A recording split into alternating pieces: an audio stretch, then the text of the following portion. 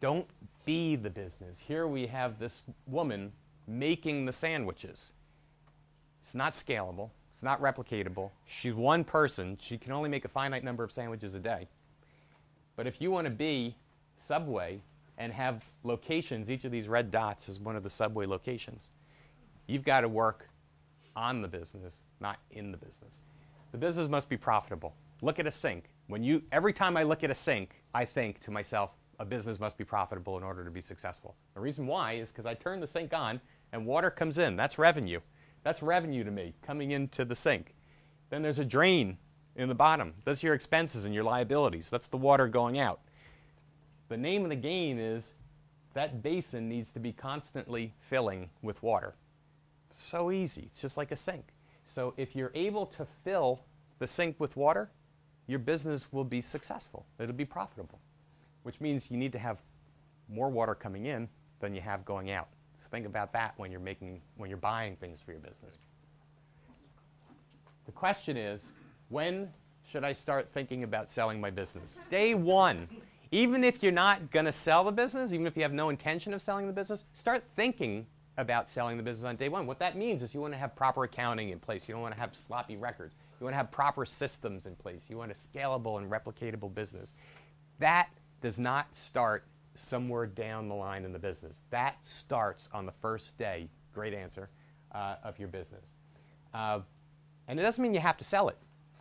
But it means you have to start planning that so that you're building a strong, stable business. Okay, now success in business is going to be, we'll have a little open yes or no. You guys can yell out the answers here. I'm going to ask a question, and you tell me if the answer that I post is a good answer or not. So the first question is, for a successful business, is you as the founder, do you have skin in the game? Do you have a vested interest in the business? Do you have something at risk? Do you have your money invested in the company? Do you take out a bunch of credit cards under your name that if this thing doesn't go, you might be in trouble? Okay, so if the answer is no, I don't have any skin in the game. I need an investor. I want an investor to put up all the money, and I'm not going to risk my money. Well, if you're not going to take on any risk, then you're not going to be successful in business. The reason being is you need a driver. You need something that's going to motivate you. You need to have a little bit of fear and a little bit of worry, like riding a roller coaster. When the thing is clicking up, you're a little bit scared about this because you don't know if you're going to live through the ride. But that's what's exciting about it. So if you say, yes, if this thing doesn't succeed, I'm ruined. Well, I don't want anybody to be ruined. I don't want anyone to be bankrupt. But you got to take a little bit of the gamble. And you've got to be willing to risk enough where it would hurt you if the business fails, because you're going to need that motivation to push you. Okay. Well, I drilled this one to death, but what does your family think about the idea? Well, if they think it's a great idea, bad idea. Bad business. If your friends tell you, that's brilliant, you're going to make a fortune, bad idea. They tell you the idea is crazy, you might just have a winner on your hands. Okay, do you have a business plan? Yeah, I have a business plan, but it needs work. It's kind of, there's some sections missing, and I'm still working on it a little bit, and I don't know if I'm ready to start the business. That's fine. Go ahead and start the business. You don't have to wait for your business plan to be finished. If your business plan is finished and it has 5 years of projections and you proofread it and there's no typos in it and everything is perfect, well, analysis yields paralysis. You could spend 6 months writing a business plan when you could have spent a day putting together a vision document and then worked for 5 months and 29 days on the business. And then here's an answer that you get occasionally. I ask people, they say, yeah, I have this idea, I'm going to start this business. I say, do you have a business plan? And they say, not really. And I say, that's great, because you don't really need one. You just need to, you have to have, the stuff in your head has to be clear enough for you to launch. And if it's not committed to paper yet, I think it's still okay. I don't think you need to do that step before you start the business. Okay. Do you have a plan on how to become profitable? Not yet. Like Twitter. I don't understand. Well, you know, look, I'm not that smart, and these guys over at Twitter obviously are brilliant. But I do know that if you don't have a plan on how to become profitable, it's going to be really difficult because you got the water's going out of the sink, right? And you have to hire employees, and you're going to have to put together a brochure or a website or something, and those things are going to cost money. And if you're not generating profit to pay for those things, how are you going to do those things? So I think a company like Twitter, phenomenal. Facebook, phenomenal. Incredible growth. These guys are hardworking, extremely lucky individuals that were in the right place at the exact right point in time, and somehow the current came and just started carrying them, and they reached this critical mass. Happens, doesn't happen often. I still believe in brick and mortar. And you can have I'm a technology guy, and my businesses have all been technology related businesses, and my fifth concept that is brewing right now is completely cyber-based business. But I'm building on brick and mortar principles. I know it has to be profitable. So the first transaction, once I have this thing built, I want it to be profitable. That's my model. So I have a plan to become profitable, and you need to as well. Okay, do you have an exit strategy?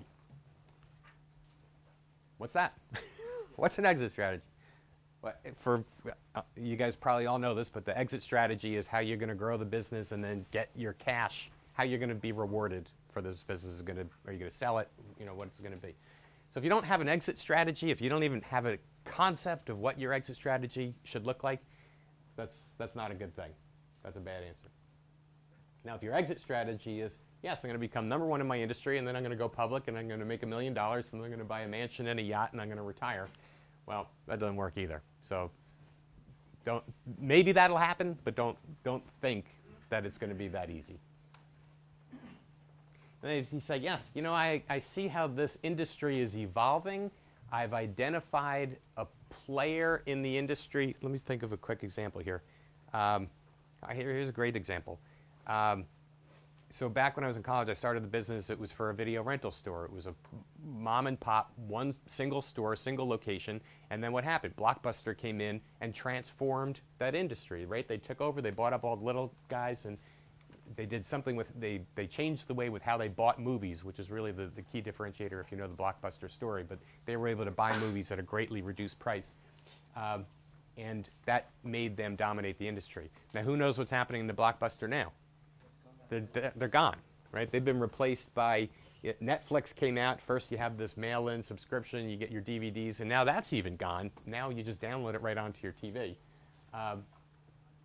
So if you think of, I'm going to be the guy that is going to enable movies to be downloaded directly to the TV, and I want my potential acquirer to be Blockbuster because this is an industry that's going to go through a massive change, and I kind of see that, and I told my family about it, and they thought it was a lousy idea. They don't understand why there's a need for that, but I've identified my possible future acquirer. Does that kind of make sense to you guys? You kind of follow that logic? So I think that's terrific.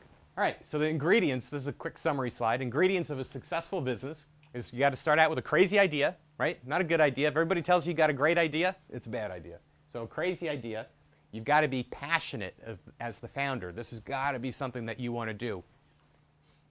You need a flexible business plan. This is not a map. A business plan is not where you go to Google Maps and you put in point A and point B and it tells you exactly how to get there. A business plan is something for you to use as a tool to help you think while you're running your business. That's what I believe.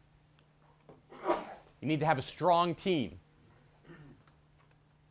You need to be profitable. Think of a sink. When you look at the kitchen sink or you look at when you're brushing your teeth tonight, think about that. Think about profit and replicatable, so scalable, so you could grow this thing. You need to have a defined exit strategy. It doesn't have to be the exit strategy that you're going to go with, but I think that on day one you should kind of know that I want to build a business into this space and be successful and potentially be acquired by this type of company. And unfortunately, a key ingredient is luck. It's not something that you can control, but I think you have to have it. Some people are just naturally lucky. Some people work hard at being lucky. I believe the harder you work, the luckier you'll get.